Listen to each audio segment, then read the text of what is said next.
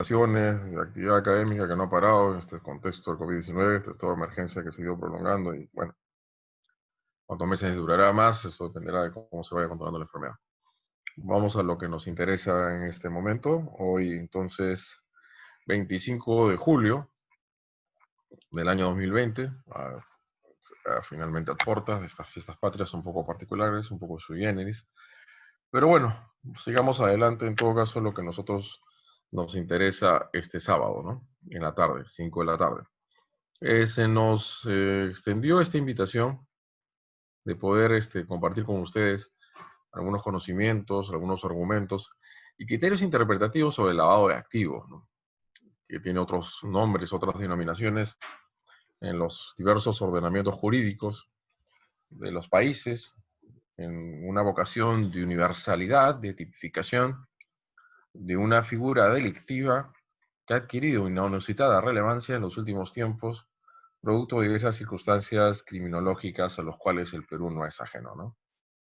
Y como lo iremos más adelante en el desarrollo, en las diapositivas que luego vamos a pasar, que mucho se le vincula al lavado de activos del ámbito del crimen organizado, ¿no?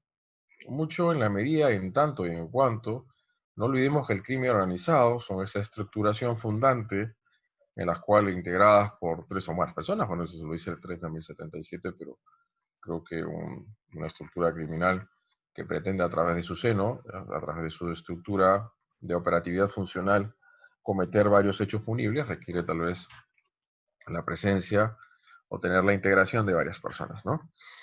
Que división de roles o funciones y a través de cierta relación estructural, tanto de orden horizontal como vertical, como se dicen los dadores, ejecutores de la orden, mandos medios.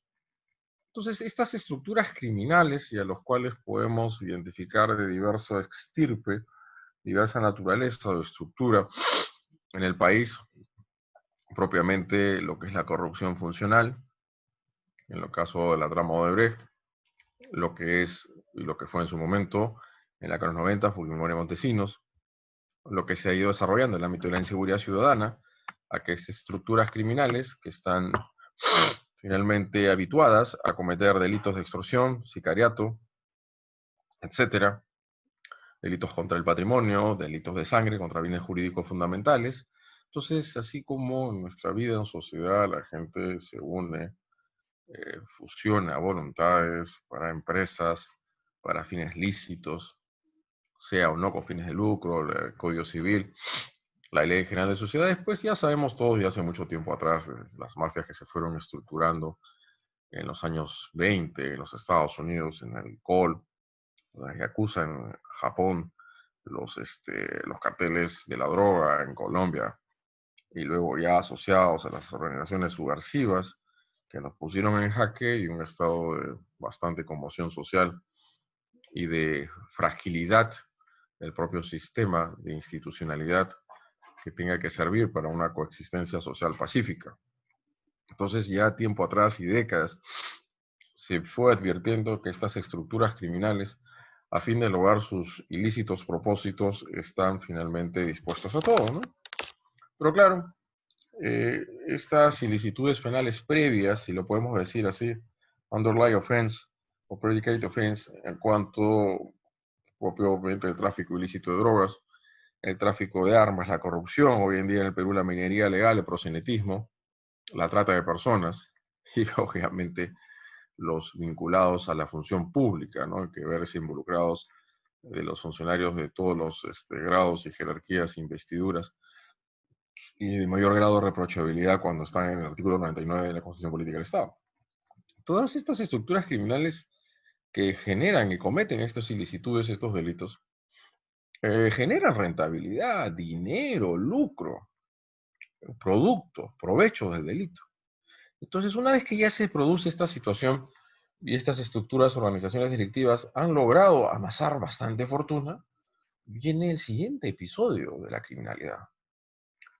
Un episodio que propiamente empezó años atrás a llamarse en principio, nuevamente buenas tardes con todos, Ricardo, Lucila, Gabriela, Marco, Tatiana, que en principio se llamó lavado de dinero, ¿no? A veces las series o las propias películas o esa historiografía criminal no das cuenta de ciertas evoluciones que han ido dando, han marcado la pauta en nuestras sociedades, ¿no? Que al principio tal vez vinculado mucho por qué se llamaba lavado de dinero, porque se asociaba al tema del tráfico ilícito de drogas, ¿no? Creo que quienes no vieron la serie de Pablo Escobar, o en su momento El Padrino, Scarface, Cara Cortada, Al Pacino, hola Manuel, y otras finalmente escenografías que ponían al tapete de cómo eran estas ilicitudes penales que se cometían desde estas estructuras criminales, ¿no?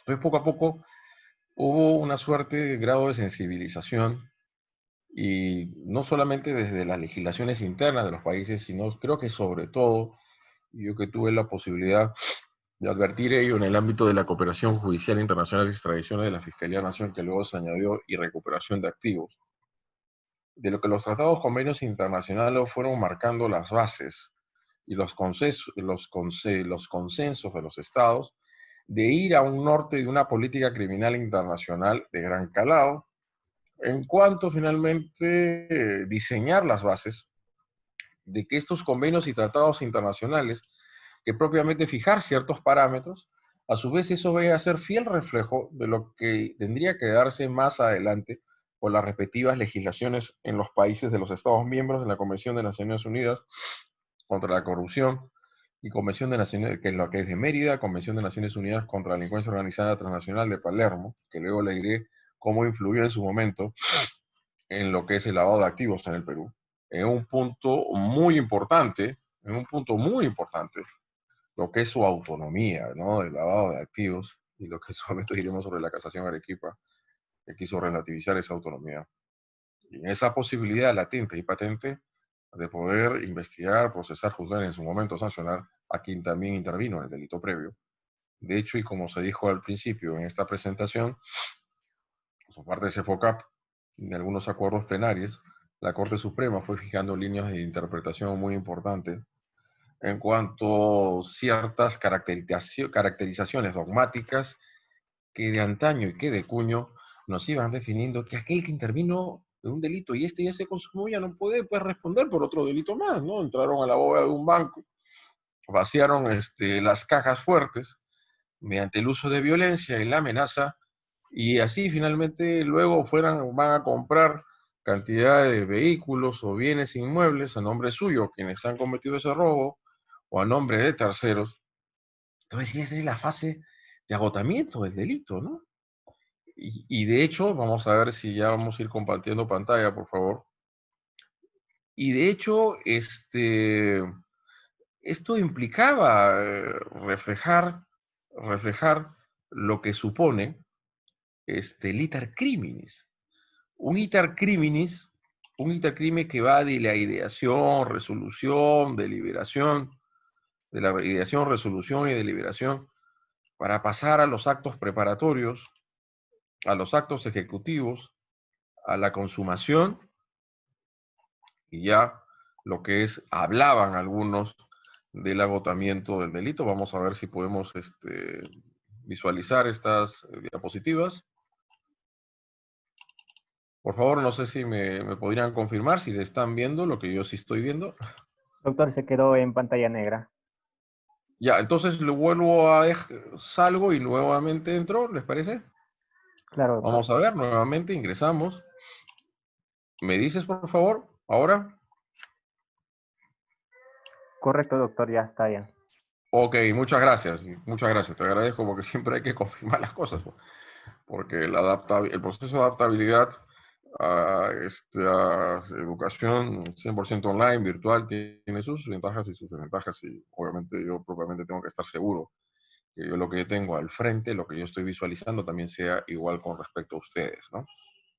Entonces, los convenios y tratados internacionales en rigor, las fuentes jurisprudenciales o propiamente los acuerdos plenarios, sobre todo dos, creo que uno del 2010 y otro 2011. Pero esos dos acuerdos plenarios hay que tener en cuenta algo muy interesante, muy importante, mejor dicho. En el contexto que se emitieron esos acuerdos plenarios, estaba vigente la ley 27665. El antecedente normativo histórico en nuestro país con respecto al lavado de activos, o lo que quiere decir la legitimación de capitales o el blanqueo de capitales, el money laundering, tiene primero creo que el artículo 294A y B del Código Penal, ¿no? Estaba en los delitos contra la salud pública, en aquellas delictuosidades o criminalidad propiamente referida al tráfico ilícito de drogas, ¿no?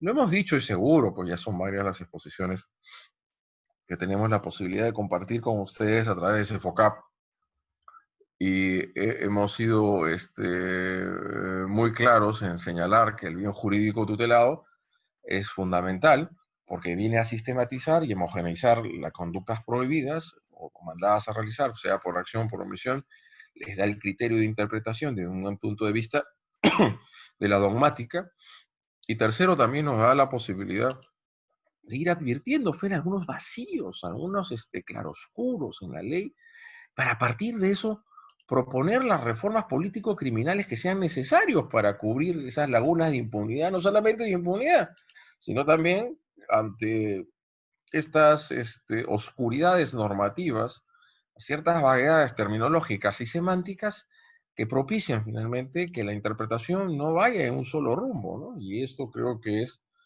es, ha sido y será, creo, la labor esencial de los acuerdos plenarios, de los precedentes vinculantes, de la doctrina jurisprudencial vinculante en el ámbito de la casación del Código Procesal Penal, que es uniformizar los criterios jurisprudenciales. No sé cuántas de las personas que están acá presentes en este curso, enfocado sobre el lavado de activos, son abogados, litigantes. CEFOCAP creo que tiene sus oficinas en Ayacucho, y en esta zona y otras del país hay varios casos, no pocos, de lavado de activos, ¿no? Entonces, hay una necesidad que exista seguridad jurídica, ¿no? La seguridad jurídica, la predictibilidad y la previsibilidad de que sabremos cómo van a resolver nuestros tribunales ante casos similares. Pero si ante un mismo caso uno dice A, B, C, que el delito previo es un elemento descriptivo, que es un elemento normativo, que por ahí salieron esa casación Arequipa a señalar algo que totalmente equivocado, que el artículo 10 era prácticamente un tipo penal. Un tipo penal, estimados amigos y amigas de SAFOCAP, significa un comportamiento humano que es objeto de penalización, sea acción o omisión, que tiene que estar descrito un comportamiento, aquel que mata a otro, aquel que omite socorrer a una persona que acaba de ir, el que omite prestar su obligación alimenticia, aquel juez o fiscal que dicta una resolución o un dictamen manifiestamente contrario al texto expreso de la ley, si de hecho es inexistente, pruebas derogadas, y que tiene que tener una consecuencia jurídica, que es una pena de 6 a 15, de 15 a 25, de 20 a 10, de 3 a 6, de 6 a 9, y eso también conforme al principio de culpabilidad. Ese es un tipo penal. Entonces, lo en su momento se hizo en una, creo que casación de Arequipa del 2017, sobre el artículo 10, que es una disposición normativa, sobre establecer el listado del delito fuente y dar cuenta de la autonomía del delito de lavado de activos y lo que es el autolavado. O sea, ese artículo 10 del decreto legislativo 1106, que es el que deroga en su momento la ley 27665, que deroga, tiene tres funciones. Y no es un tipo penal, el artículo 10. Tiene la necesidad, dentro de un principio de legalidad, de fijar y determinar los posibles delitos fuentes, el FORTAT, lo que es Underlying Offense of Predicate Offense, de los que pueden preceder, aunque uno de ustedes me podría decir válidamente que puede ser que el lavado aparezca después del otro delito que generó la rentabilidad. Disculpen, antes. La regla general dentro del ámbito criminológico es que primero se produzca la fuente de rentabilidad, que se produzca el dinero, que se produzcan las fuentes y los provechos del mismo, del ilicitud penal, y luego aparece ahí el delito de lavado de activos o blanqueo de capitales o legitimación de capitales. Segundo, establecer, obviamente, lo que es la autonomía del delito de lavado de activos. La autonomía, que propiamente se debilitó de forma significativa con esa casación, al señalar que era un elemento normativo del tipo, el artículo, disculpen, el de delito previo, y para eso esa sala penal transitoria se basaba finalmente en el artículo 10. El artículo 10 no es un tipo penal, Entonces, en el sentido, y vamos dejando un poco esa casación, que prácticamente para poder condenar válidamente por lavado de activos, el lavador. ¿Cuál es la función del lavador? Es aquella persona, hombre o mujer, que puede utilizar o no personas jurídicas o empresas, lo que es las empresas de fachada, offshore, lo que se ha sucedido y lo que se advirtió bastante en el caso Odebrecht y otras empresas transnacionales, era, evidentemente, es la persona cuya finalidad es colocar, primero, claro, vamos a ver las diversas fases del lavado de activos, en el sistema económico una fuente ilícita, lo que quiere es legitimarla, lo que quiere es propiciar un estado de cosas que permita que al que generó el delito previo, sea corrupción, tráfico de influencias, tráfico ilícito de drogas, minería ilegal, pueda finalmente hacer uso de esta rentabilidad, de este dinero, de estos activos con toda impunidad, es querer legitimarlo. Por eso es que algunas legislaciones le hablan legitimación de capitales. Tú quieres legitimar algo que tiene una fuente ilícita, es revestir de un ropaje de ilicitud aquello que tiene una procedencia ilícita. Eso es propiamente el delito de lavado de activos. Mejor dicho, la actuación que tiene la persona que se encarga de hacer esto. Muy vinculado, vuelvo a reiterar, con el crimen organizado, sea nacional o internacional o transnacional.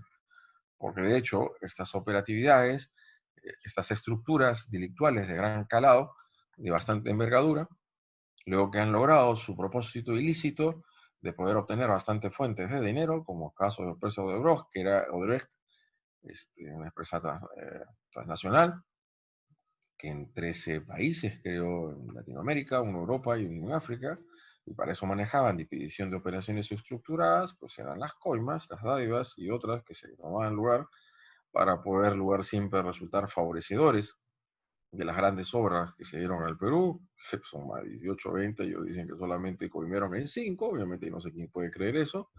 Y luego pues entonces había que darle vuelta al asunto, y luego que hay, para definir lo que es el lavado sustitutivo, la segunda etapa del lavado de activos, tal vez la más importante, que es la distracción, el ensombrecimiento, cuando empieza finalmente a mover, hay una dinámica bursátil, económica, financiera, bancaria. Caso de Toledo, en lo que es Ecoteva, como propiamente Costa Rica, Costet Consult y SAC, para poder pasar tanto el caso de la suegra, Fernuwer, y también ese gran amigote, finalmente Maiman, que obviamente lo que está es queriendo, o está asumiéndose un grado de colaboración eficaz, él siendo israelí, y Israel no extradita a sus nacionales, no lo hace porque se siente arrepentido, o que propiamente para él tenga que hacerse justicia en este país, sino para pretender moverse después a otros lugares, si es que lográndose esta homologación del acuerdo de colaboración eficaz con la Fiscalía, y también cautelar ciertos capitales, ¿no? Detrás de este trasfondo, de esta trama, como lo dije en su momento, lo diré y lo diré hasta el final de mis días, es una asociación lo que se produjo entre la corrupción política funcional y la delincuencia económica, representada por estos sujetos representantes de estas empresas transnacionales. Entonces, la distracción y el ensombrecimiento es una de las etapas más importantes y vitales, donde ahí se hace cada vez más complicado identificar la verdadera procedencia del delito. Por lo tanto, ya hay dos puntos importantísimos en el ámbito de la investigación y la persecución penal. Y lo que me quedó grabado en la mente en aquel momento, cuando escuché a los americanos del Departamento de Justicia, Departamento de Estado y otras conferencias y algunos simposios y seminarios internacionales que tuve la posibilidad de admitir, agradezco siempre eso a la Fiscalía, al doctor Pablo Sánchez, en aquel momento fiscal de la Nación, de que había que seguir la ruta del dinero, el trace of money. Si no establecieran la ruta del dinero en un ámbito de inteligencia financiera, por eso es que en delito de lavado de activos, que solamente el fiscal solito a sí mismo pueda alimentarse de la información en total despropósito, y de ahí, como nosotros escuchamos hace mucho tiempo, escuchábamos Interpol, ¿qué es el Interpol? La policía internacional realmente dedicada a identificar a los fugitivos, ¿no? Y que tienen órdenes de captura, ¿no? Sobre, sea o no, procesos de extradición, ¿no? Porque antes de la extradición, mejor que lo expulsen a este sujeto, este hombre o mujer que ha cometido un delito en el Perú, y esa es una extradición activa, ¿no?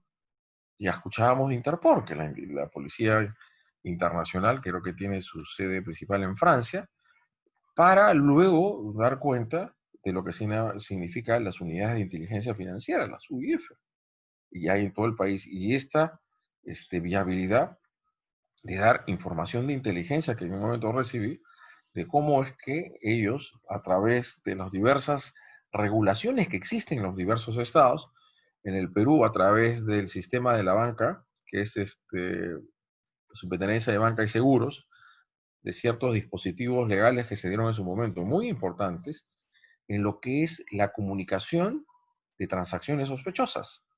Esto es, existe la denominación de sujetos obligados. Los sujetos obligados son todas aquellas personas, agentes bancarios y financieros, que advierten ciertas actividades económicas que se van moviendo de manera muy frecuente, cierta ciudad, y otras veces personas jurídicas o naturales que no se conoce de mayor actividad comercial, lo que hacen es su obligación de darle conocimiento a la UIF. La UIF se alimenta de esa información y luego la UIF proporciona esta información a la Fiscalía, sea lavado de activos, corrupción de funcionarios, etcétera, ¿no? Dentro de las diversas competencias y especialidades que tiene el Ministerio Público, ¿no? Entonces, voy a reiterar, interesante, me acuerdo cuando Hamilton Castro lo dijo muy claro, cuando lideraba el equipo de Lavallato, y él dice mismo que no debían inclusive lavarse el Lavallato, porque el Lavallato es la presión del agua, el chorro que caía dentro de los grados de Petrobras en Brasil, y cómo se produjeron en aquel momento los actos de corrupción en dicho país que también está sufriendo fuertemente los embates de la pandemia. Los embates de la pandemia. Entonces, ahí se va identificando realmente la forma de cómo estaban actuando estas ilícitas operaciones a través de estas empresas, ¿no?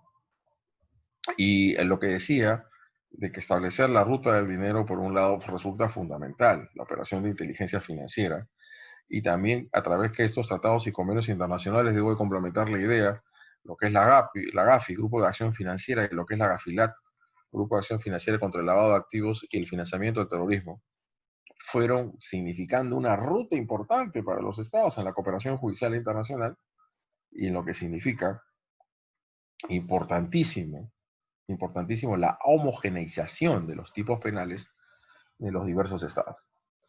Porque ustedes creen que el tema del lavado de activos pueda estar circunscrito al territorio patrio, el caso de Odebrecht, OAS y otras empresas transnacionales brasileñas nos dio cuenta de que estos dineros, que eran productos de actos ilícitos, lo que había sucedido en la década de los 90, que hubo casos congelados, frozen, el cold case, implicaba que estos dineros empezaban a salir del país a través de actos de colocación, de transferencias, distracción, sobrecimiento. Nos habla del caso de Toledo, que partían de lo que era Costa Rica, que pasaban por Reino Unido y calaban finalmente en Suiza.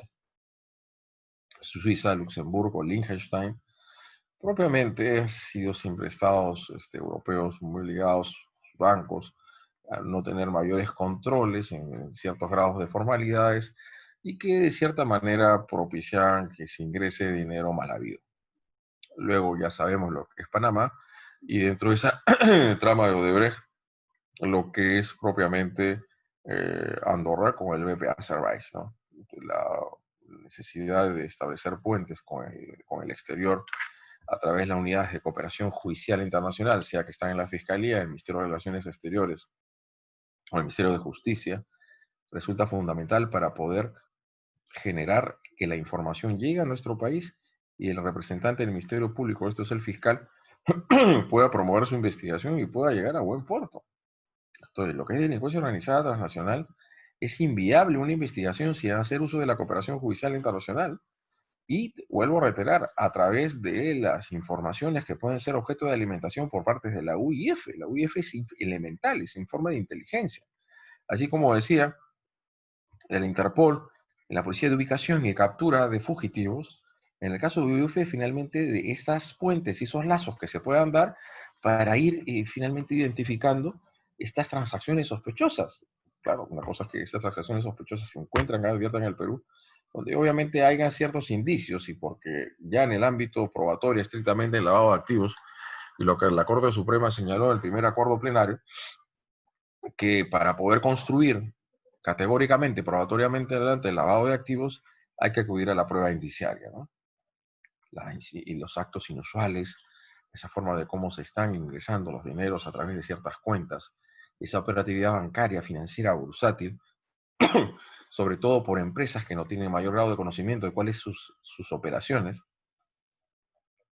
a personas que no se les conoce mayores ingresos lícitos y empiezan a aparecer fuertes patrimonios y a nombre de estas personas, que ya se habla del frontman, de lo que es el testaferro, los que dan finalmente la apariencia, los que ponen su nombre, a su nombre, los bienes, muebles e inmuebles, que están siendo adquiridos, o esta empresa que está inyectada en patrimonio, que le inyecta patrimonio, que son los testaferros, que son finalmente los hombres de paja, como dicen en la jurisprudencia española, y que dan la cobertura de su denominación para darle vuelta a estos activos que tienen una procedencia ilícita en los diversos orígenes delictuales que ustedes verán acá. Fíjense, que involucran, hablamos acá, Ministerio Público, el lavado de activos es un delito que se ha convertido en un problema nacional y es un problema transnacional, transnacional, o sea, es un problema de todo el mundo, ¿no?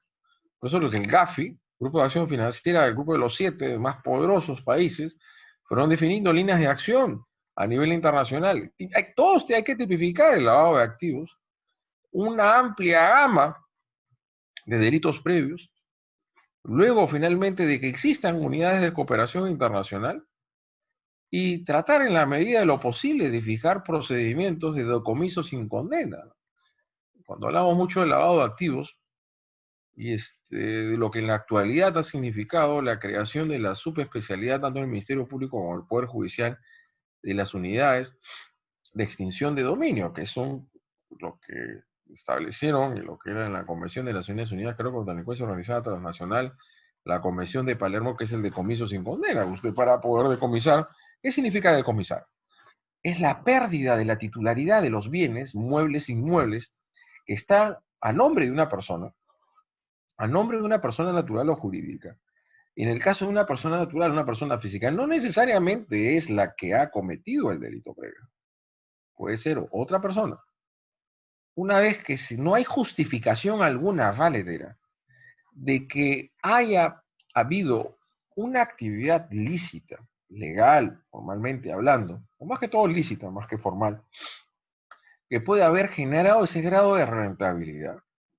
Y lo que en su momento, o creo que fue el decreto legislativo 92 y luego el decreto legislativo 1104, que se llamaba pérdida de dominio, que en esas coyunturas, cuando recién se sancionó ese proceso especial, y se hablaba de que esto significaba una confiscación que atentaba contra el derecho constitucional a la propiedad del artículo 72 de nuestro texto ius fundamental, pero había que dar que claro, y los mismos constitucionalistas llegaron a esas conclusiones, que no puede pretender una persona natural o jurídica tener amparo legal del ordenamiento jurídico de aquello que ha sido finalmente obtenido mediante la realización de una actividad delictiva.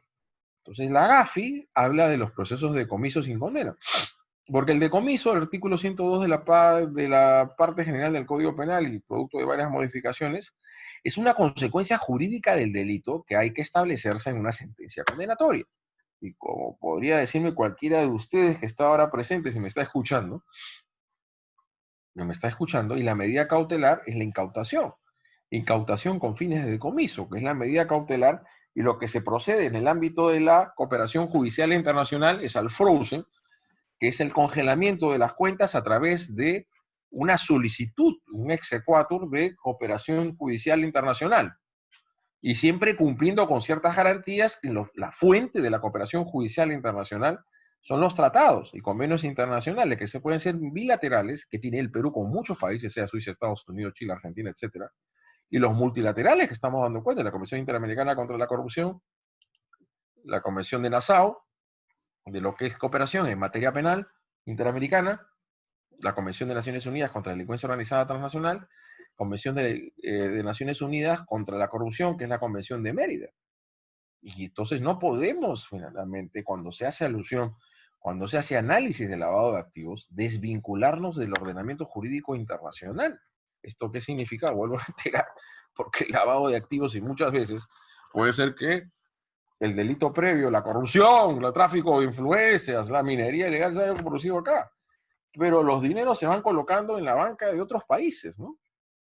Pues el delito previo se cometió acá y ahí puede suscitar también conflictos de competencia con otras jurisdicciones, ¿no? Los Estados Unidos, sobre todo, reaccionan su justicia cuando utilizan sus bancos, su entidad financiera y bancaria para lavar dinero, que le llaman ellos el money laundering. Para ellos es un delito federal y muy fuerte, pero también son muy exigentes en lo que significa la doble incriminación y la causa probable de criminalidad para poder tomar lugar actos de cooperación judicial internacional, sobre todo en primer y segundo grado. El primer grado, el mayor grado de afectación de un bien jurídico tan importante que es la libertad, luego de la vida humana. Y ahí tiene que cumplirse con la doble incriminación, causa probable de criminalidad e imputación necesaria.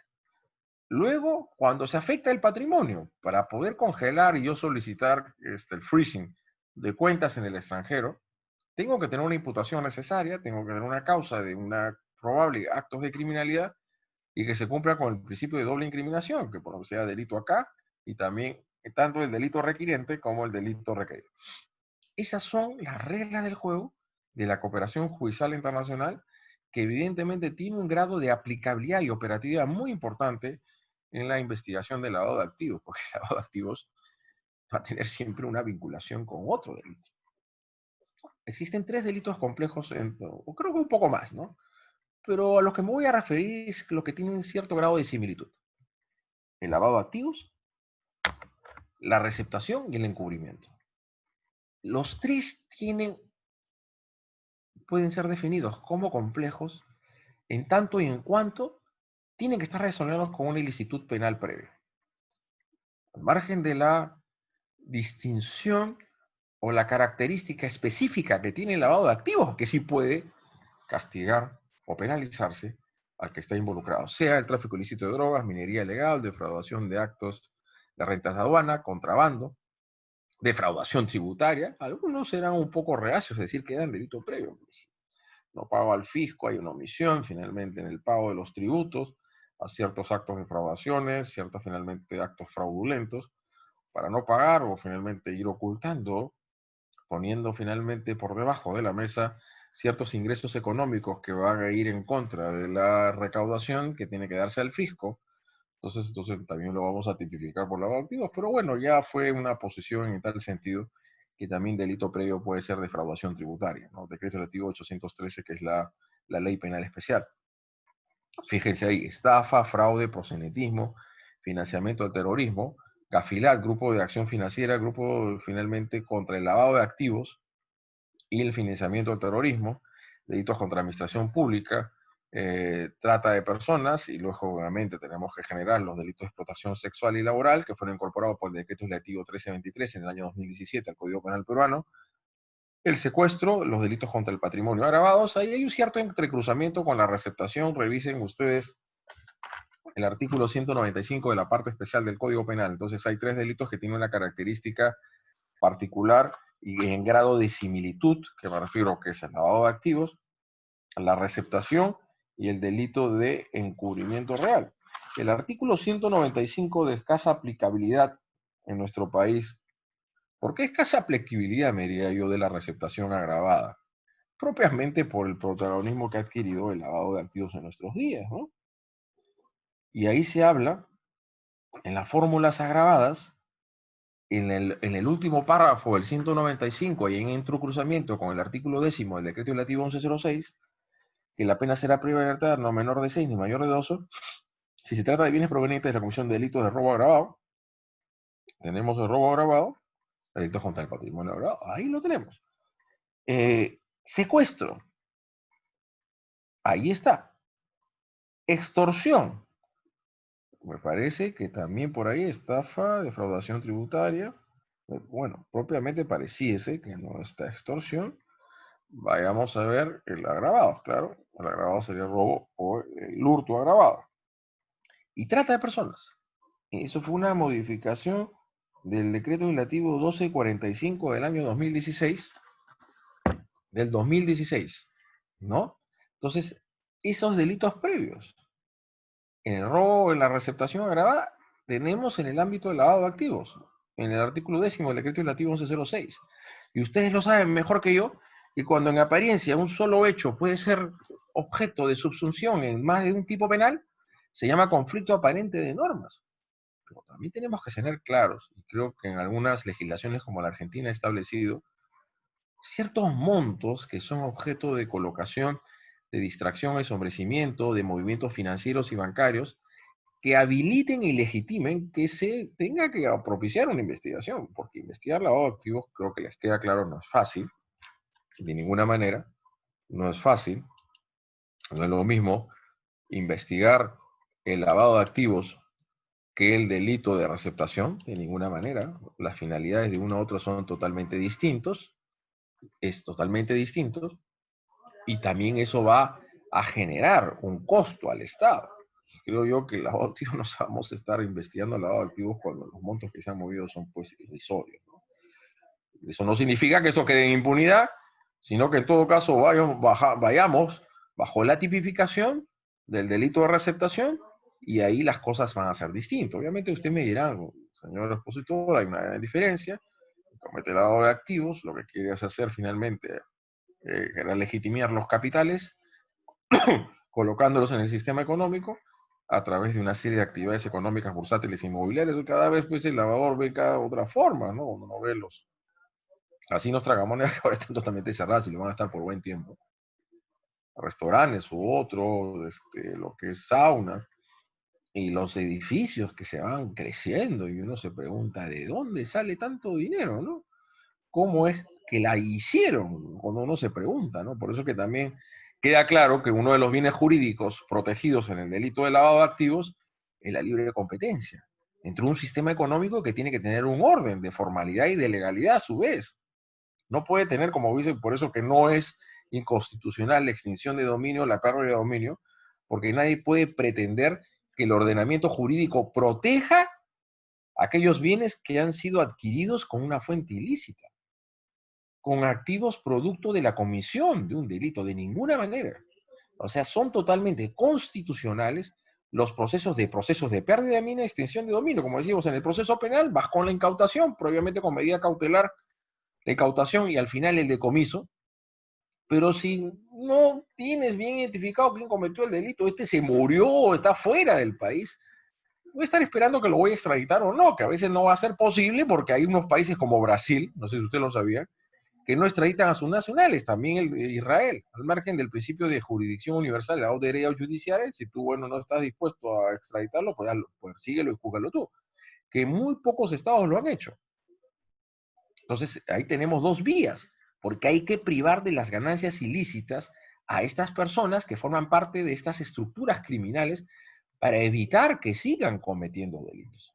No solamente ir a la persecución penal, como decía, un poco a través de la colaboración eficaz, que resulta siendo un proceso especial muy importante en el ámbito de la delación, que tiende a promover, lo que se hace es finalmente motivar a estos, no es porque ahora se crean angelitos, sino porque saben que hay evidencia de incriminación muy fuerte en su contra, y la mejor manera de poder habilitar una atenuación punitiva es identificando, delatando, es finalmente tirándole dedo a los otros integrantes de estas organizaciones delictivas. Y lo otro es privar de los beneficios económicos a estas estructuras criminales a través de las diversas formas que tienen el Código Procesal Penal y lo que supone el proceso de extinción de dominio, si es que no me equivoco, es el Decreto Legislativo 773. ¿Ok? Creo que hay que mirarlo desde dos perspectivas. De una persecución penal muy inteligente en cuanto a las intervenciones que se pueden producir a las personas, de hallar los indicios y fuertes evidencias de incriminación en su momento para la prisión preventiva. Si es que están acá, si están por fuera, hay que ir por el ámbito de la extradición y siempre por ahí explorando la posibilidad de lo que es una expulsión cuando han ingresado de manera irregular, ilícita a un territorio de otro estado extranjero. Entonces los actos de lavado se dirigen a disfrutar plenamente de las ganancias ilícitas y de esa forma asegurar su impunidad, procurar la impunidad por un lado, que no les caiga ninguna persecución, menos un castigo, y de poder disfrutar con toda impunidad para hacer recintos recreativos todos estos bienes que han sido obtenidos de forma ilícita. Entonces es la gran diferencia y creo que tenía que complementar la idea entre la función del lavador con lo que es el receptador o el perista. El perista, el receptador, lo que estrictamente va a hacer únicamente es ayudar o vender, negociar en todos estos mercados negros que tenemos en el país. No sé si propiamente ya se ha reactivado sus actividades, las Malvinas, con todos los protocolos de seguridad que sabemos que las Malvinas, y lo saben las autoridades, es un emporio económico donde lo que se comercializa son sobre todo productos que han sido adquiridos de manera ilícita, de manera ilícita, es ayudar o vender o negociar un bien que ha sido obtenido de manera ilícita. En cambio, el lavador lo que hace es dar todo un actos de transversión y transferencia, de colocación en el sistema, actos más complejos, más sofisticados. Y por eso se utiliza bastante ahí lo que son las empresas de fachada, las empresas offshore, ¿no? Y lo que son las figuras de los testaferros, ¿no? El frontman, o si quieran frontwoman. Sí, porque frontman nos habla es el hombre, y woman será la mujer, en inglés. Entonces eso es algo muy importante decir, de que es totalmente distinta la actitud o la conducta del lavador a la que emprende y ejecuta propiamente el receptor.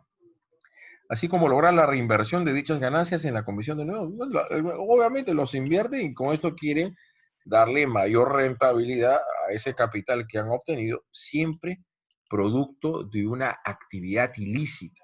Esto es, el lavado de activos no tiene que ver con la penalización de un comportamiento de quien no tiende a justificar cómo obtuvo un patrimonio, al margen de lo que puede significar un proceso de extinción de dominio.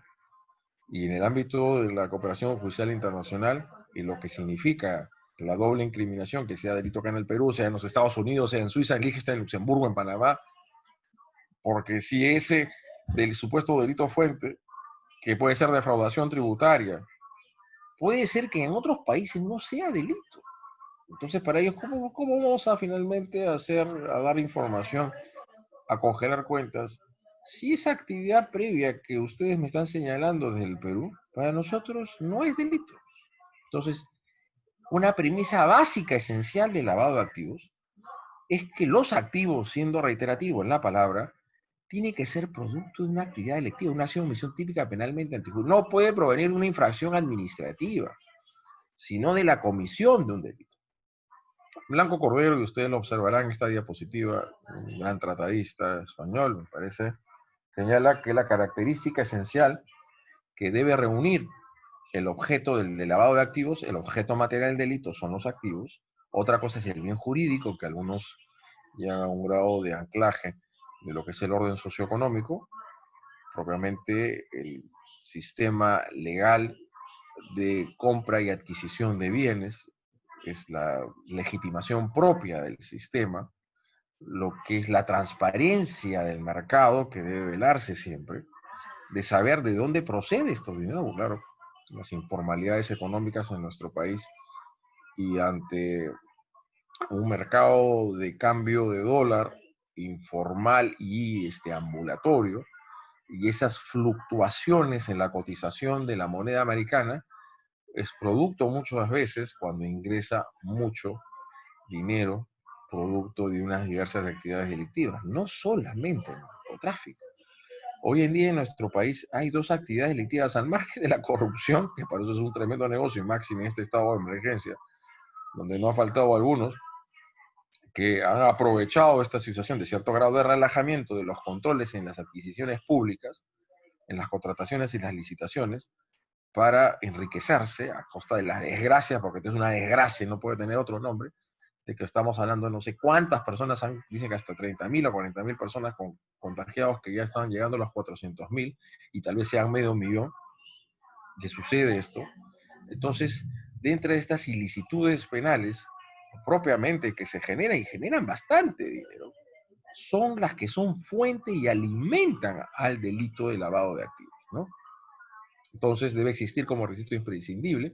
Entonces una cosa es el objeto material del delito, los activos, y otra cosa es el bien jurídico, el orden socioeconómico. Podemos ir identificando la libre concurrencia, la libre competencia, lo que es la transparencia del mercado.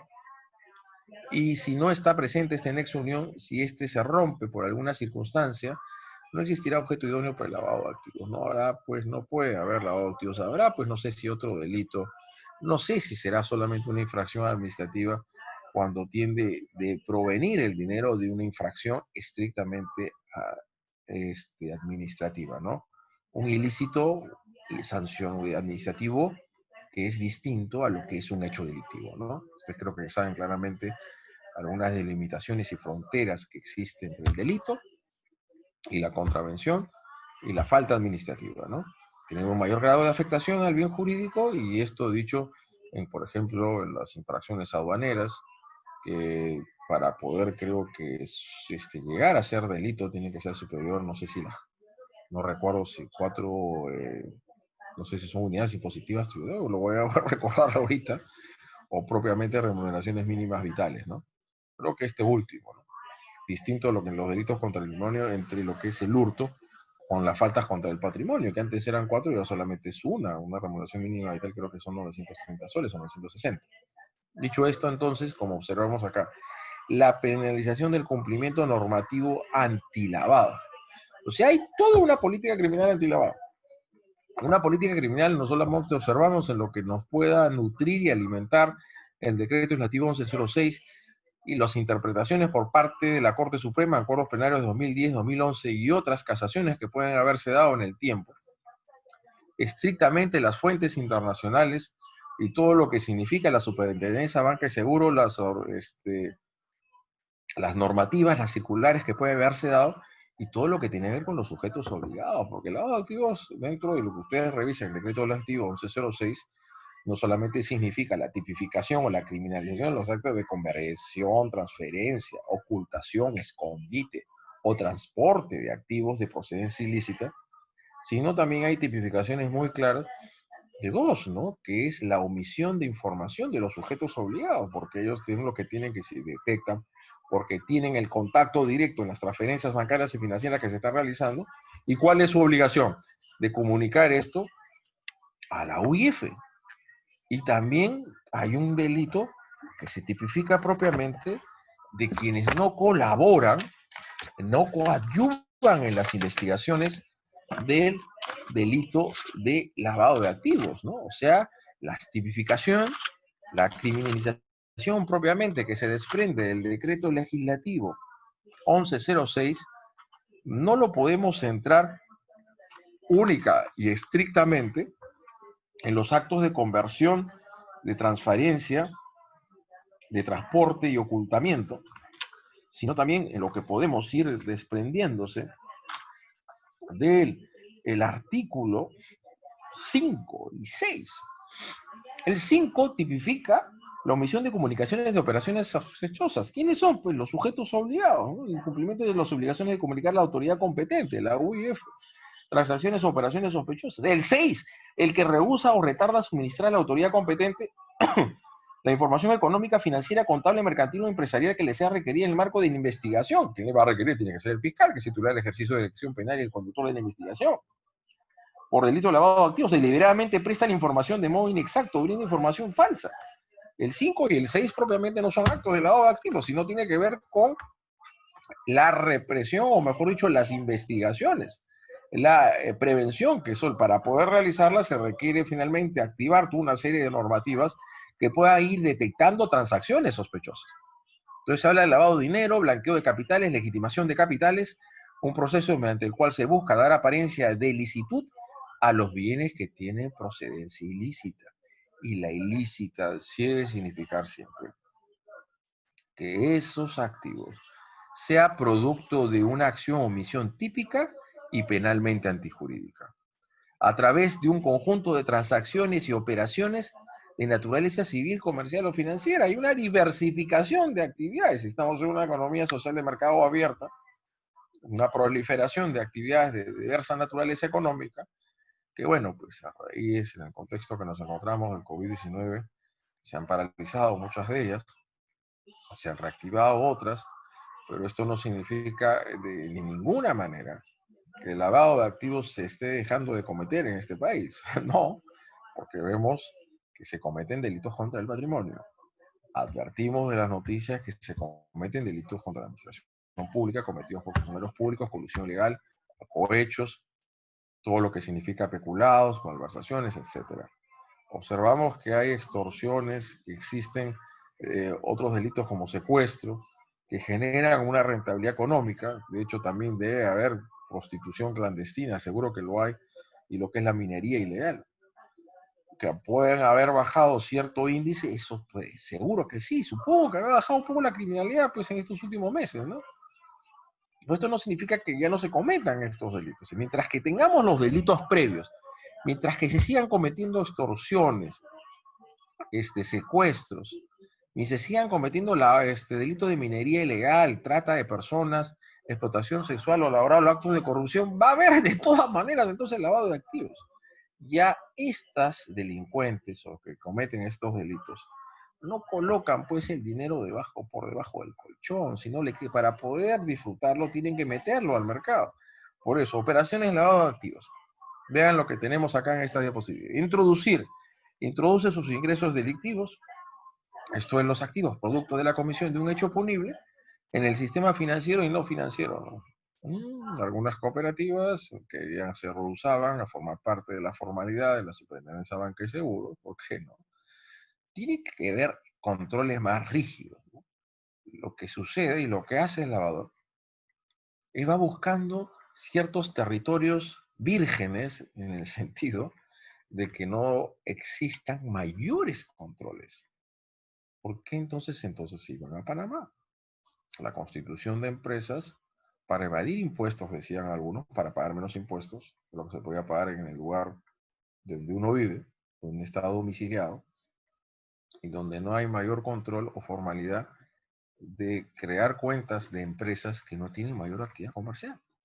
Entonces, ¿qué hacían? Estas empresas eran las que asumían la titularidad de ciertos activos en la banca, no propiamente panameña, sino andorreña.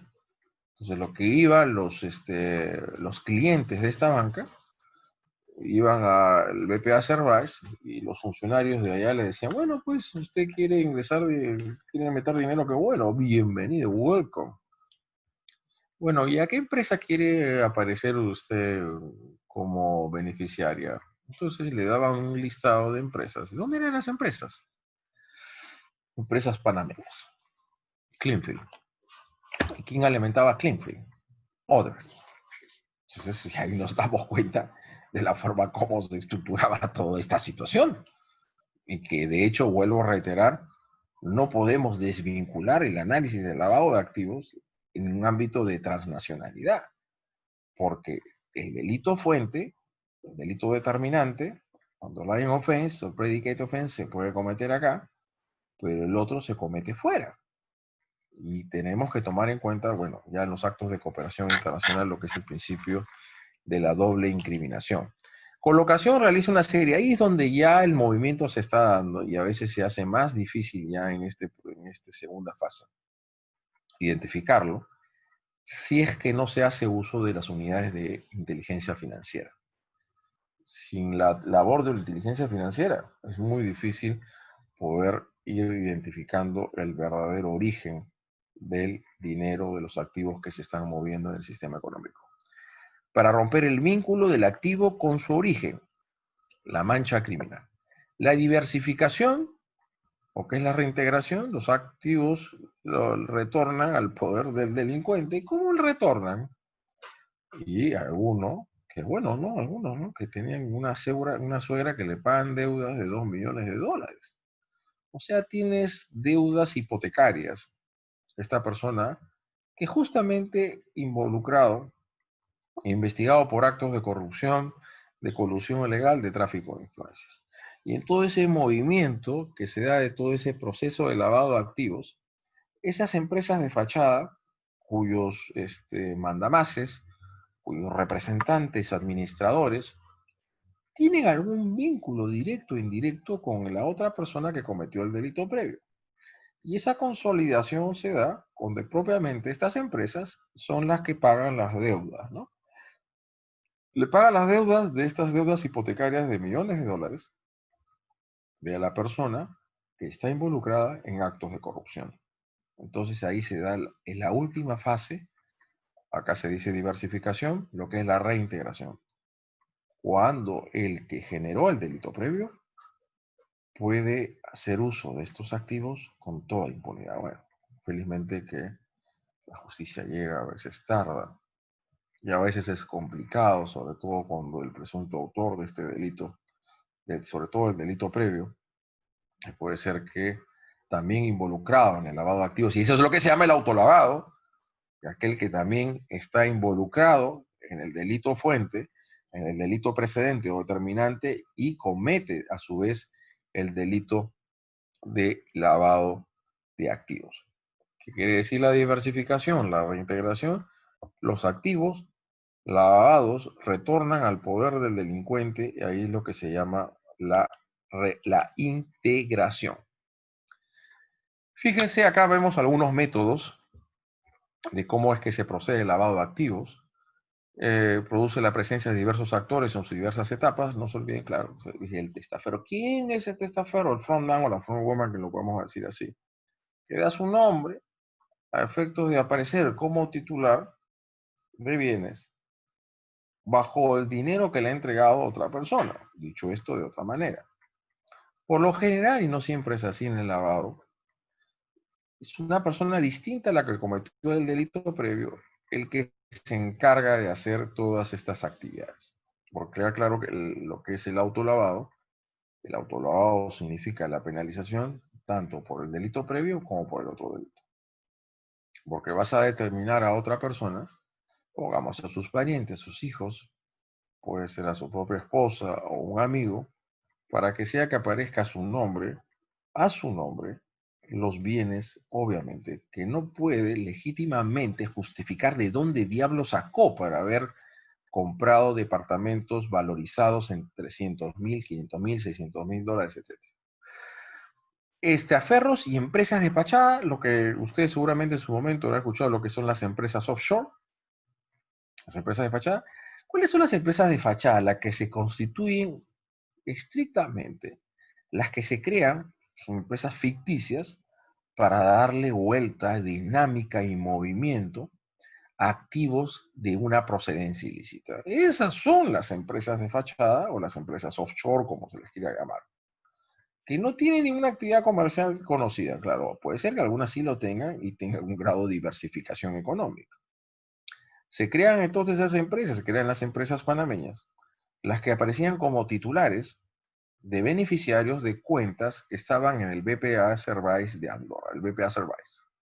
Entonces ahí se veía el movimiento y quién inyectaba y quién colocaba el dinero a esas empresas, que no sé, que cualquier rubro ponían, porque no había mayor grado de corroboración o cotejo. Warburg, el elevador, va buscando paraísos fiscales, va buscando finalmente algunos territorios donde no existe mayor regulación, donde no existe mayor control, sea de orden administrativo o de orden propiamente legal. Empresas de fachada facilitan el reciclaje de fondos ilícitos. En la economía de un país, pues no hay negocio, empresa o actividad ni sector económico que no pueda ser utilizado. Cualquiera puede ser una lavadora, si se puede decir así, ¿no? Cualquier empresa de cualquier actividad económica puede ser utilizado para la legitimación de capitales, para el blanqueo de activos, que es lo que nos estamos analizando en el momento de hoy, 25 de julio del 2020. Y por eso les decía, el lavado de activos, por un lado, forma parte, es delito protagonista esencial de la descripción criminológica de una economía emergente y de una descripción donde se identifica el crimen organizado, tanto un orden nacional como transnacional, y que su grado de complejidad tiene que ver no solo porque siempre tiene que proceder por un delito previo, sino por las propias actividades económicas que se dan cuenta a través de las diversas actividades económicas bursátiles e inmobiliarias que pueden tomar lugar de quien hace esto para evitar, ¿qué es lo que quiere? evitar su identificación, su origen, ¿no? Ese es el elemento subjetivo de naturaleza trascendente, ajeno al dolo, que lo vemos en el artículo primero del decreto legislativo 1106, cuando se dice a la letra, el que convierte o transfiere dinero, bienes, efectos o ganancias, cuyo origen ilícito conoce o debía presumir, ese es el dolo, el debía presumir, bueno, la Corte Suprema, el dolo eventual. Para mí esta es una culpa disfrazada, que lo quieren disfrazar con dolo eventual, porque si conoces o no conoces, al margen que la presunción no debe ser una semántica, una terminología que debe utilizarse para construir un tipo penal. Porque las presunciones son inferencias de validez general que una persona en una situación determinada se dan determinadas situaciones jurídicas, la presunción de inocencia, lo que es la presunción de inimputabilidad del menor de edad, la presunción de buena fe de aquel que compra, quien aparece en el registro como su titular del bien mueble o inmueble, y compra, adquiere este bien a título oneroso, con la finalidad de evitar la identificación de su origen, su incautación o decomiso.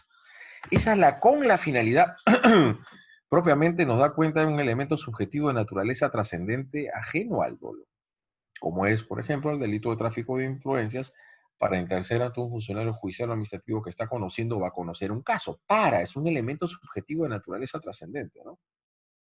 Así también el delito de trata de personas para que haya una captación, de retención de personas fuera o dentro del territorio nacional para realizar intermediación de órganos y tejidos, lo que significa para colocarlos en el ámbito de la prostitución, para actos de explotación sexual o laboral. Este es un elemento subjetivo de naturaleza trascendente ajeno al dolo. Entonces acá vemos los intermediarios, ven las personas cómo van finalmente recibiendo los activos, el testaferros, son personas que aparecen con las maletas, que parecen bien vestidos y quieren dar apariencia de ser grandes empresarios. Y ustedes ven en esta gráfica, en esa imagen, como si fuese un titeretero que los está manejando, porque esa es la persona de atrás. Utiliza a otros, son los testaferros que dan su nombre, para querer legitimar estos capitales. Entonces hay un titeretero, hay una persona de atrás, el hombre de atrás, o podemos decir la mujer de atrás, y realmente que está moviendo los hilos de todo esto. Y ahí lo interesante y lo importante que significa la criminalización del autolavado, que supongo que les queda claro lo que es el autolavado. El autolavado significa la posibilidad de penalizar al que cometió el delito previo: corrupción, tráfico de influencias, minería ilegal, prostitución, robo agravado, secuestro, extorsión, y a su vez también por el delito de lavado de activos, porque decía, no, y uno tal vez no llegaba a entenderlo en su exacta magnitud, porque una cosa es el bien jurídico que se afecta, que es el patrimonio. Claro que el secuestro, la extorsión, diré, y el robo son delitos pluriofensivos. Otra cosa son los actos de corrupción que afectan la imparcialidad y objetividad y la legalidad de la actuación pública. Y otra cuestión distinta es el otro bien jurídico que se afecta, que es el orden socioeconómico, cuando tienen lugar, cuando aparecen todos estos actos de conversión, de transferencias bursátiles económicos financieros, cuando son actos distintos en el tiempo y en el espacio. Es un concurso real de delitos, es el delito previo. Y son bienes jurídicos distintos, no hay entonces ninguna cláusula que nos prohíba su penalización, en lo que significa el derecho a la no autoincriminación, el encubrimiento, o lo que decía Mirpuig, los actos de agotamiento otrora impunes. Es decir, no puede haber impunidad porque lo que está dando cuenta este titiretero que está de atrás son los movimientos de esos capitales que tienen una procedencia de la comisión de un hecho punible y que tienden a tutelar un bien jurídico totalmente distinto al delito previo que este sujeto cometió. Las empresas son estructuras, personas jurídicas, seguramente ustedes han leído a Hernández Cesareo, es una ficción generada por la ley para fines valiosos, son integradas por personas que las manejan y las dirigen, y son ellas las que toman las decisiones. No olvidemos, por favor, que según nuestra ley LATA, según nuestra ley penal, las personas jurídicas no asumen responsabilidad penal. Esto es, son la persona física con capacidad de acción y de culpabilidad. Dicho esto, de un punto de vista dogmático, naturalista o ontológico, solo la persona física es la única que puede asumir responsabilidad penal, y seguro que algunos de ustedes me podrían decir, ¿qué hacemos con la empresa? Muy bien, gracias, tampoco no es así. Puede finalmente ser integrada al proceso penal como tercero civil responsable, como a efectos de garantizar el pago de la deuda que se genera producto de la comisión del delito por sus efectos nocivos, y lo que son las consecuencias jurídicas del delito. La 3424, Ley de Responsabilidad Autónoma de las Personas Jurídicas. Administrativa. Nosotros fuimos siempre de esa posición, de esa postura, que las personas jurídicas no pueden asumir responsabilidad penal porque ontológicamente eso es imposible, porque los factores de atribución de responsabilidad penal, que es la acción y la culpabilidad, tienen y siempre lo van a tener una caracterización, una naturaleza ontológica propiamente herente a la propia del ser humano. Entonces es administrativa, el derecho administrativo sancionador. Y que de hecho un método de política criminal integral viene finalmente a comprender no solamente lo que importa de la persecución penal, las medidas de coerción como la prisión preventiva y luego en su momento una sentencia condenatoria, la pena privativa de la libertad, sino también otras medidas como son las consecuencias jurídicas del delito, ya como sanción, disculpen.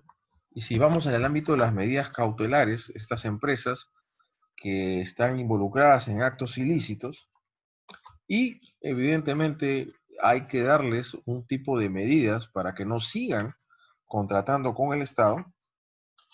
Y en el año, no sé si fue el 2016 o el 2017 propiamente, lo que se hace es en el ámbito del artículo 313A se incorpora al Código Penal, disculpen, al Código Procesal Penal, precisamente por la 3424, y se habla que en los supuestos previstos en la Ley de Responsabilidad Autónoma Administrativa de Personas Jurídicas, en los delitos de cohecho activo transnacional, el juez puede, a pedido de la parte, y luego se amplía la gama de delitos, puede ordenar, además de las medidas establecidas en el numeral primero del artículo 313, lo que son clausuras y suposiciones temporales, la prohibición de actividades futuras de la misma clase y naturaleza de aquellas cuya realización se habría cometido, favorecido, encubierto el delito. Y B, suspensión como medida cautelar para contratar con el Estado. Ajá. A través de las empresas se cometen ilicitudes penales y muchas de estas, o de estas empresas brasileñas transnacionales, involucrados en actos delictivos, a través de las grandes contrataciones públicas en las obras públicas que generaron una millonada de dólares que permitió el enriquecimiento de estos funcionarios y estos empresarios fascinerosos. Entonces, hay medidas cautelares que se dieron en su momento, y imposición de consecuencias accesorias al delito que puede ser la muerte. ¿Qué es la muerte de la empresa? La disolución y la liquidación y extinción de la empresa. Esa es la muerte. La muerte del ser humano, que es el cese irreversible de las funciones cerebrales. La muerte de la empresa es la disolución, liquidación y extinción de la empresa. Pero una cosa es como sanción y otra cosa como medida cautelar. Y acá la suspensión de poder seguir contratando con el Estado. Lo que les acabo de dar lectura es el artículo 313A. No olviden, por favor, dar un análisis a la ley 3424. La 3424, que es de junio, creo, o mayo del 2016, de abril 2016, se llama Ley de Responsabilidad Autónoma Administrativa de Personas Jurídicas. Hubieron intentos fallidos, en todo caso, de querer incorporar la responsabilidad penal, al margen que para mí es un fraude de etiquetas, porque la responsabilidad solamente puede recaer sobre personas, no hermano, de la prisión preventiva y lo que es la pena privativa de la libertad. Entonces, se dio esta 3424 importante en el ámbito de, sobre todo, este ámbito de delincuencia empresarial, y ya se fijó de normativamente hablando que es una responsabilidad administrativa y no responsabilidad penal. Vuelvo a reiterar, la lucha contra el crimen organizado y el lavado de activos tiene que tener un doble frente. Por un lado, la persecución penal, las medidas de coerción que recae sobre los imputados, sea como autores o partícipes, y luego al final una pena privativa de libertad, y lo otro son la persecución patrimonial. No a través del embargo, porque el embargo tiende a procurar la cautela del pago de la reparación civil, sino a través de la incautación, los decomisos, el proceso de extinción de dominio, lo que son las sanciones económicas. Privar de todos sus beneficios económicos a los integrantes de organizaciones criminales es una finalidad de una política criminal realmente efectiva y eficiente contra el crimen organizado. Bueno, las etapas de lavado de activos, más o menos ya hayamos hablado de ellas, lo que es la colocación, la intercalación, la integración es la última etapa, las conductas típicas, que es el artículo primero, que son los actos de conversión, los actos de transferencia, de transporte y traslado, que me parece que es el tercero, el artículo tercero del decreto legislativo 1106, que es la ley penal especial, y finalmente vemos ahí lo que son actos de ocultamiento y tenencia, que hay que también hilvanar muy fino en la tipificación para saber diferenciar con el delito de encubrimiento real, que me parece que es el artículo 404 de la parte especial del Código Penal. Muy involucrado, entonces creo que ustedes estarán advirtiendo los actos de lavado de activos con la actividad empresarial o a la actividad propiamente que se atribuye a una persona jurídica. En las operaciones de lavado de activos puede darse de forma activa.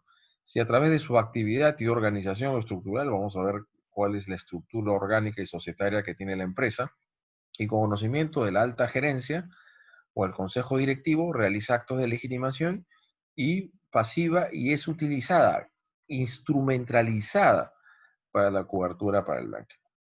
La delincuencia económica tiene que ver con el lavado de activos. La delincuencia económica, lavado de activos, el derecho penal de la empresa. Es algo distinto y creo que me faltó hablar un poco y creo que ya seguramente en otra oportunidad lo desarrollaremos en forma más holgada, lo que significa el complaints, los marcos de cumplimiento, que son finalmente la adopción de ciertas medidas autónomas de las personas jurídicas para evitar la comisión de ilicitudes y las generaciones de riesgos que puedan incidir en la generación y en la comisión de delitos como defraudación de rentas de aduanas, delitos tributarios, etcétera, ¿no? Entonces, para ello, y propiamente cuando Odebrecht y Braskem hizo un convenio de delación premiada en Nueva York Este, el distrito de Nueva York Este, pues no solamente la asunción de responsabilidad penal y el pago de las reparaciones, y también lo que es lo de comisos, significó también la obligación que tenía que adoptar la empresa de adoptar programas de cumplimiento, que es el Compliance Officer. Seguramente ustedes habrán ya escuchado todo lo que son los programas de cumplimiento y que se afincan bastante en lo que significa la responsabilidad autónoma de las personas jurídicas. Y vuelvo a reiterar que en el país la 3424 es clara al señalar que es una responsabilidad de orden administrativa. Actividad o organización puesta al servicio del lavador, conocimiento de la alta gerencia, utilización de la actividad, desconocimiento de la alta gerencia, algún miembro de la persona jurídica puede estar involucrado, no todos. Una cosa es que finalmente, bueno, vayamos a ver si se va al extremo más grave y más draconiano, si se puede decir, que es la disolución y liquidación de la extinción de la empresa. Y otra cuestión muy distinta, la responsabilidad penal que vayan a asumir sus miembros, sus gerentes de la administración, los miembros del directorio, porque la responsabilidad penal se construye a partir de la confluencia de los elementos objetivos y subjetivos del tipo penal. Pues puede ser que no todos sabían que se estaba utilizando la empresa para la comisión de hechos punibles. Y a estos que no sabían, por desconocimiento, no se les podría aplicar, a menos que ya se presume saber la procedencia, que cómo es que estaba, que se incrementaba el patrimonio de la empresa, había un aumento de capital, y ellos no se preguntaron, ¿y cómo fue se logró esto?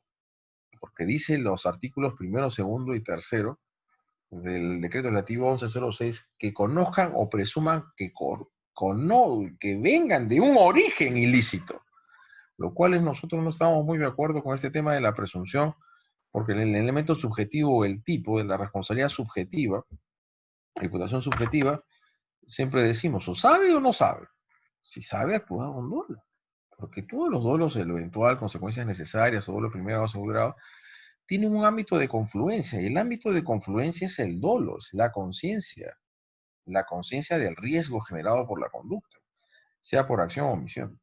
El que no sabe no está actuando con dolo, sino está hablando con culpa. Pero bueno, es una cuestión a decir dentro del marco de las diversas apreciaciones dogmáticas, normativas, que pueden tomar lugar en esta situación. Porque vuelvo a reiterar, el delito de lavado de activos, el delito de lavado de activos, tiene que ver con un dolo, conciencia de saber, o presuma haber sabido, bueno, te debiste haber sido más diligente, más precavido, preguntó, ¿y dónde vino el dinero, no? Venían los doleros, venían con los con las maletas, con los portafolios llenas de dinero en efectivo. Eso ya era un indicio para decir que estos dineros tenían una procedencia ilícita, hay que preguntarse, ¿no? Y lo otro es que los movimientos, los actos de conversión y transferencia sean para evitar evitar su identificación, su incautación o decomiso. La incautación es una medida cautelar previa que se dirige a garantizar el objeto esencial del proceso penal, que en este caso sería el decomiso. Porque el decomiso ya es una consecuencia jurídica del delito propiamente en el proceso penal. Y otra cuestión distinta es que vayamos a un proceso de extinción de dominio vía el decreto legislativo 7773. No se olviden que estas reglas GAFI, Grupo de Acción Financiera del Grupo de los Siete, y que fue consolidándose en el tiempo y provocando una línea de actuación normativa de alto grado de integración de los convenios y tratados internacionales, pues implicaba que los estados tengan una regulación de un proceso especial que se llama ahora extinción de dominio y el antecedente de un proceso de pérdida de dominio. Sobre el bien jurídico tutelado trataremos de pasar ya un poco rápido por el tiempo que nos queda. El orden socioeconómico como bien jurídico tutelado puede ser también, dicen, la administración de justicia, pero creo que no debe ser la administración de justicia, porque cuando lo que se procura es obstaculizar la labor de la fiscalía y la policía y se pone a buen recaudo las evidencias de incriminación, se ocultan, se esconden, lo que tiene que ver es un delito de encubrimiento, ¿no? Y no tiene que ver con el lavado de activos.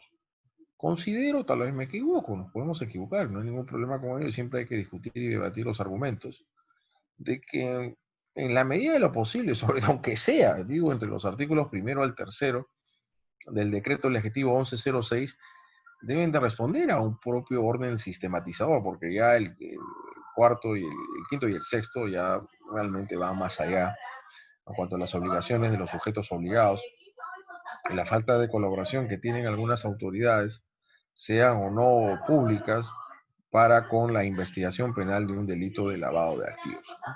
Entonces, sin descartar acá que a través de este delito se estén protegiendo inmediatamente otros bienes jurídicos, puede ser la administración de justicia, y diciendo que la prevalencia lo tiene el orden socioeconómico.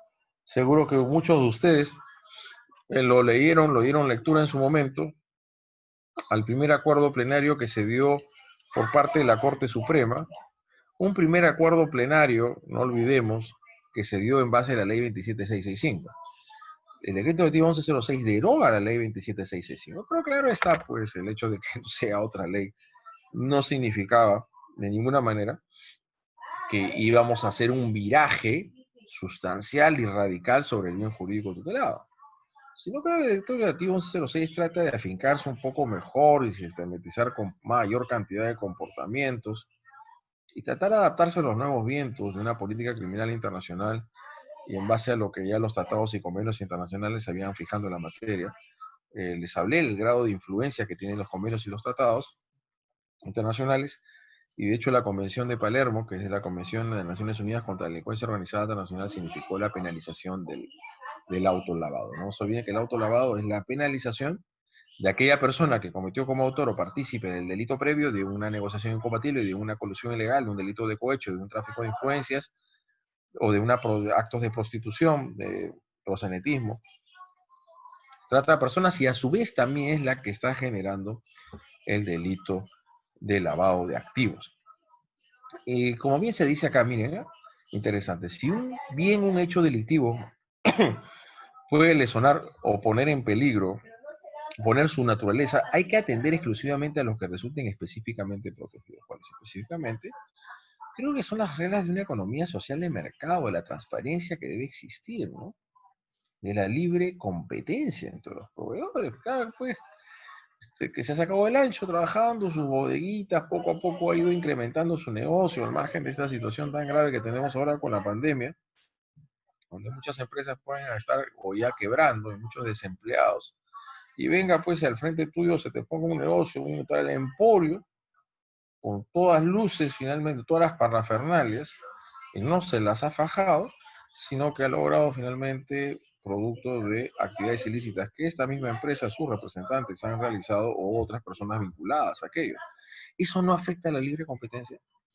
Obviamente que afecta y también distorsiona las variables y los índices económicos y monetarios de un país, porque muchas veces ante la disparada o la baja del dólar, lo que hace es el BCR salir finalmente a tratar de corregir estas distorsiones en la cotización de la divisa económica, de la divisa americana, de la divisa extranjera, ¿no? Entonces hay que tomar en cuenta un poco de ello, y vuelvo a reiterar, y como lo decía minutos o segundos atrás, la Corte Suprema asume la postura de la pluriofensividad, dependiendo del delito, que la modalidad delictiva, que sea la conversión y transferencia, lo que es bien jurídico tutelado, es el orden socioeconómico, pero cuando es la modalidad de ocultación o de esconder los activos de procedencia ilícita o saber presumir que tiene una procedencia ilícita, sería la administración de justicia. Tenemos unas consideraciones críticas que dimos cuenta de estas diapositivas tiempo atrás. Primero, el tipo de blanqueo de bienes supone algo más en la medida que la incorporación de estos bienes ataca a uno de los elementos propios del orden socioeconómico. Y saben ustedes muy bien que el orden socioeconómico es un delito pluriofensivo, ¿no? Disculpen, supraindividual, macrosocial o colectivo. Una cosa es la vida, el cuerpo y la salud, el honor, la familia, la libertad, que son personalísimos, inherentes a la condición de persona humana, pero cuando ya estructuramos un bien jurídico donde ya son intereses difusos, el orden económico, el orden financiero, monetario, estamos ante un bien jurídico supraindividual, macrosocial o colectivo. La postura de quienes entienden que la administración de justicia es el bien jurídico protegido en este delito tiene el inconveniente de incidir en el aspecto parcial del blanqueo de capitales. El blanqueo de bienes no supone la mera ocultación y encubrimiento de bienes, no solamente significa colocarlos debajo del colchón, ocultarlos. El ámbito de provisión de este delito y la ocultación o el encubrimiento de los bienes no se encuentra la razón de ser el blanqueo. Para que este sea posible, los bienes tienen que estar en constante movilidad. O sea, la parte, ¿cuál fue la fase más importante que les mencioné? Es la distracción o ensombrecimiento. Porque hay el pitufeo, lo que se llama el lavado sustitutivo, se va mutando, va variando, va cambiando la corporeidad o la incorporeidad del objeto material del delito, y eso obviamente va a evitar que los órganos de persecución penal puedan identificar, obviamente con la ayuda de las unidades de inteligencia financiera, poder identificar realmente cuál es la verdadera procedencia del delito. Claro, primero hay una sospecha, que estas empresas o personas naturales no tienen la posibilidad, en base a actividades lícitas que se le conozca, de poder justificar estos movimientos. Este es el grado de sospecha. Pero luego tiene que haber un nivel de acreditación en el ámbito de un juicio oral público contradictorio, que estos procedan de la comisión de un hecho, pues sin necesidad que tenga que acreditarse el delito previo. Tiene que dar indicios, sospechas suficientes de que estos activos procedían de un delito de, por ejemplo, de corrupción de funcionarios, de tráfico de influencias, etcétera, de cohecho, y que el imputado por lavado de activos conozca, sabía, debía presumir que procedía estos dineros de estas actividades ilícitas. Lógicamente, cuando estamos en el autolavado, las cosas pueden ser más fáciles en términos probatorios, porque hay una suerte de integración de un delito con otro en base a una unidad del sujeto activo del delito. El ámbito, entonces, la adquisición, conversión y la transmisión suponen parte del proceso a través del cual pretende que los bienes pierdan su origen delictivo, y si los bienes estuviesen ocultos o encubiertos, que pierdan en corchetes o entre paréntesis. No es que van a perder, siempre se van a saber que son proceden de una actividad delictiva. Lo que se hace propiamente es tratarle de darle un ropaje de ilicitud a algo que tiene una procedencia ilícita, una procedencia ilícita. Una procedencia ilícita. No se olviden que esa es la finalidad de la conducta del lavador. Entender que lo que protege la administración de justicia supone que la lucha debe ir dirigida al descubrimiento de la comisión del delito que origina los bienes, labor que ya tiene fundamento cuando se tipifica el encubrimiento como delito contra la administración de justicia, que propiamente no es la administración de justicia lo que protege o lo que se afecta con el encubrimiento, sino la eficacia y la eficiencia de la persecución penal, porque tiene la imposibilidad de tener a la luz las evidencias, indicios, las evidencias por lo cual el cuerpo del delito, para poder así construir su teoría del caso. De esta forma se dejaría de prestar atención a aquello en lo que realmente incide el blanqueo de bienes, es decir, en el orden socioeconómico, pues no hay que olvidar que estos delitos son socialmente económicos, evidentemente, ¿no? Esa es la naturaleza. Tienen que tener finalmente una suerte de identificación económica. Eso es el lavado de activos. Porque esos activos se colocan en el sistema económico, primero la colocación, y se van produciendo estos actos de distracción y sombrecimiento a través de una serie de actividades económicas bursátiles e inmobiliarias que se va moviendo el dinero para acá, para allá, los activos, y eso va a evitar de que se pueda identificar propiamente cuál es el verdadero origen. Por eso nuevamente reitero que tan importante es las unidades de inteligencia financiera, los lavadores, quienes se ocupan o quienes están, que se encargan de ejecutar estos delitos, este delito, cada vez van viendo nuevas áreas, nuevos terrenos, van finalmente explorando nuevos campos de donde poder meter estos activos, ¿no? Porque saben que hay un mayor grado de inteligencia, mayor grado de controles a través del sistema bancario y financiero. Ejemplos son una clara muestra de cómo la utilización de los bienes de procedencia delictiva puede beneficiar directamente al Estado. Y claro, dirían, puede ser, pues si está metiendo dinero, más o menos está haciendo empresa, está generando empleo y rentabilidad.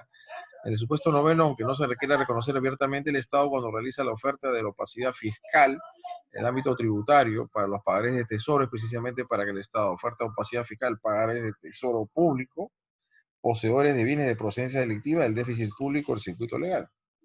Y también les cuento que la SUNAT, en algunos casos yo lo he visto cuando había procesos contenciosos administrativos, también generaba tributación a fuentes de procedencia ilícita. Es cierto grado de paradójica, algo muy poco paradójico, que el mismo Estado, claro, a través de la administración tributaria, sujete o fíjenes gravámenes tributarios a una actividad ilícita. Pero bueno, son cuestiones a decir y a las diversas circunstancias y análisis que se dan a través del ordenamiento jurídico. La realidad económica y social subyacente al blanqueo de bienes o blanqueo de capitales o legitimación de capitales en las relaciones de producción y distribución, dentro de las cuales se encuentra la empresa comunidad económica. La empresa es protagonista esencial del lavado de activos. Ya creo que más que en los últimos tiempos, la utilización de las empresas de fachada, de offshore, para finalmente darle movimiento y dinámica a los activos que tienen una procedencia ilícita, cuyo fin es la obtención de bienes económicos destinados a satisfacer necesidades ajenas. Ya tenemos empresa, producción, distribución, porque hay todo un movimiento. La finalidad primordial es lograr el disfrute de estos bienes. No se olviden que la última etapa del lavado de activos es la reintegración de forma legal para así podernos invertir posteriormente en negocios ilícitos. Solo después de este proceso puede afirmarse que logra obtener un beneficio. Vemos el sujeto, conductas de blanqueo, los mercados que son más diversificados. Vean ustedes en la doctrina, cada vez estas personas que se dedican a este tipo de actividades van buscando nuevos campos de actuación, porque obviamente ya lo que es el sistema bancario y financiero ya está bastante controlado. Entonces van ubicando y van finalmente afincando sus actividades en algunas que todavía no tienen un mayor control por parte del Estado. El sistema económico, entonces, es un bien jurídico protegido. El orden socioeconómico no puede por sí mismo, inmediatamente, puede realizarse sobre pequeñas cantidades de bienes o valores económicamente. En este caso específico es difícil hablar de una lesión o puesta en peligro del orden socioeconómico financiero. yo les decía, y creo que podría ser una propuesta de ley referenda, así como la legislación penal argentina, que se circunscriba finalmente las investigaciones por lavado de activos cuando estamos hablando del movimiento de determinadas sumas económicas y lo que es menor dejar para el delito de receptación. Porque obviamente mover toda la maquinaria estatal de la persecución y la investigación para el lavado de activos es finalmente un gasto para el Estado. Son cuestiones a decir y máxime, si lo que hemos estado mencionando desde el principio de esta exposición, que el lavado de activos está muy habitualmente ligado y relacionado al crimen organizado, ¿no? Dicho esto, entonces, amigos de CEFOCAP, habiendo ya transcurrido el tiempo de mi exposición, pasamos entonces a unas cuantas preguntas que nuestros amigos o amigas, abogados, abogadas o no abogados o alumnos de derecho quieran formularme, o tal vez algunas apreciaciones, algunos comentarios, algunas posturas que quieran finalmente compartir con el resto de las personas que los cuales agradezco haber estado conmigo este día hoy, 25 de julio. Claro, doctor, muchas gracias. Pedir a los participantes que hay una opción de levantar la mano, lo pueden hacer para activar su micrófono. O si quieren escribirlo por el chat también, ¿no? Como quieran.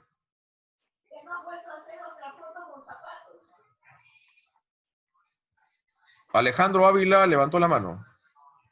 Doctor, ¿sí me logra escuchar? Sí, por supuesto, Alejandro, te escucho. Qué gusto, buenas tardes.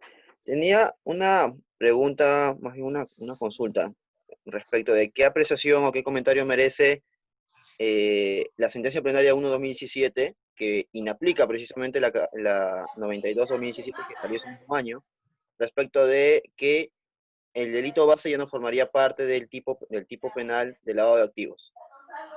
Ya no No, pacta. sigue. No, Disculpa, te eso corté. era todo, doctor. Quería saber qué comentario Yo merecería. estoy en contra de esa casación Arequipa, pues, porque, a ver, ¿saben cuál es la postura, bajo qué base es que en esa casación Arequipa señala que es un elemento normativo del tipo?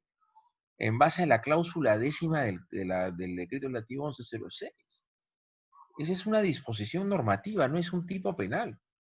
Porque propiamente lo que se fijaba en esa casación Arequipa era que la única posibilidad de poder condenar válidamente por lavado de activos es que esta persona tenía que saber qué, cómo y cuándo se cometió. Yo te pregunto, Alejandro, ¿el lavador tiene que saber exactamente cuál es el delito que se ha cometido o tiene que saber únicamente que tiene una fuente ilícita? Porque son dos cuestiones distintas, ¿no? Basta que sepa que estos activos tienen una procedencia ilícita.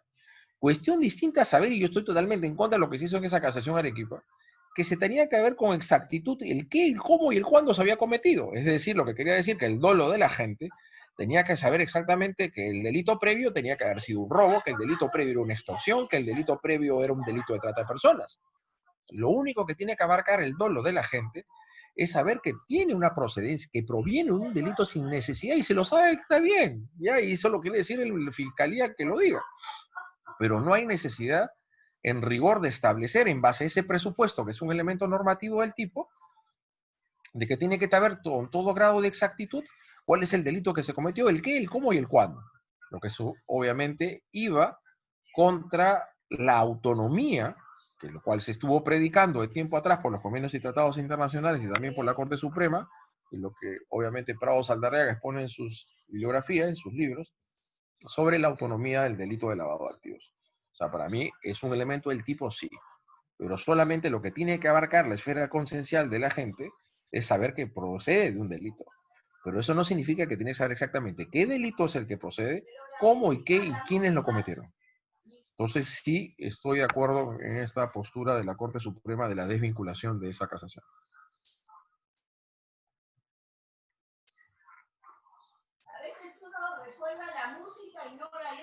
Lo de CEFOCAP, ¿nos escuchan, por favor? Sí, doctor, pedir a los participantes si tienen más consultas, dudas, por favor, levantar la opción que Los que le da un aparece. poco de roche escuchar su voz, que le escuchemos su voz, puedan escribir por el chat, no hay problema. La opción, el chat se ha desactivado por temas de Ah, seguridad. disculpa, bueno, Sí, no sabía, doctor, sí. no sabía.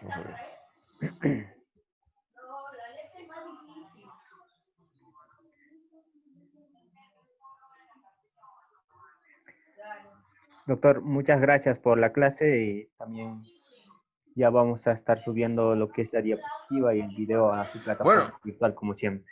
gracias, gracias, gracias, gracias. Por favor a todos, mis más extensibles saludos patrióticos en las fiestas patrias, un poco subieron, como dije al principio de esta exposición, dado en este contexto del COVID-19, hay que cuidarse, cuídense mucho, Dios los bendiga, y seguro que prontamente, nuevamente a través de esta digna y prestigiosa institución CEFOCAP, vamos a tener la oportunidad de seguir compartiendo temas cruciales de tanto debate y discusión como el que hemos desarrollado hoy día en lo que es lavado de activos. Voy a estar pasando el material a los organizadores para que ellos a su vez lo compartan con ustedes. Que tengan un bonito y un tranquilo fin de semana. Muchas gracias. Gracias, doctor.